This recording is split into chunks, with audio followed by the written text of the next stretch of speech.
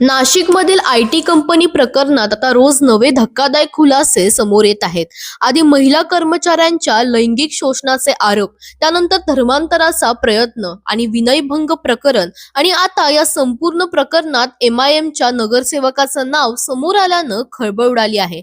या प्रकरणातील मुख्य संशयित आरोपी निदा खानला छत्रपती संभाजीनगरमधून अटक करण्यात आली आहे. गुप्त माहितीच्या आधारे पोलिसांनी ही कारवाई केली. निदा खान सोबत तिच्या कुटुंबियांनाही ताब्यात घेण्यात आल्याची माहिती समोर आली आहे. पण या प्रकरणात मोठं वळण मिळालं ते एका नव्या नावामुळे. एमआयएमचे नगरसेवक मतीन पटेल यांना आता या प्रकरणात सह आरोपी करण्यात आलं आहे.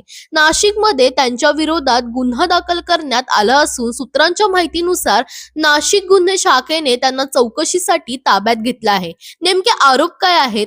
तपास यंत्रणांच्या माहितीनुसार मतीन पटेल यांनी फरार आरोपी निदा खानला तब्बल 42 दिवस स्वतःच्या घरात आसरा दिल्याचा आरोप आहे. इतकंच नाही तर त्यांच्यावर आणखीन गंभीर आरोप करण्यात आले आहेत. काही मुलींना प्रेमाच्या जाळ्यात अडकवून त्यांचे अश्लील व्हिडिओ मोबाईलमध्ये रेकॉर्ड केले जात होते आणि त्याच व्हिडिओच्या माध्यमातून त्यांना ब्लॅकमेल केलं जात असल्याचा दावा केला जातोय. या संपूर्ण प्रकरणामुळे आता राज्यभरात संताप व्यक्त केला जातोय. तपास यंत्रणांमधून सध्या मोबाईल डेटा आणि डिजिटल पुरावे आणि संबंधित व्यक्तींच्या संपर्कांची चौकशी सुरू आहे.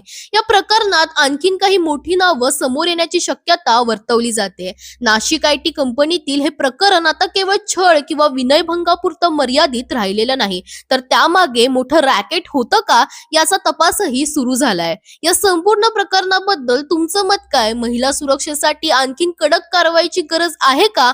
आम्हाला कॉमेंटमध्ये नक्की सांगा आणि अशाच अपडेट्ससाठी इंडिया लीडर या चॅनलला सबस्क्राईब करायला विसरू नका.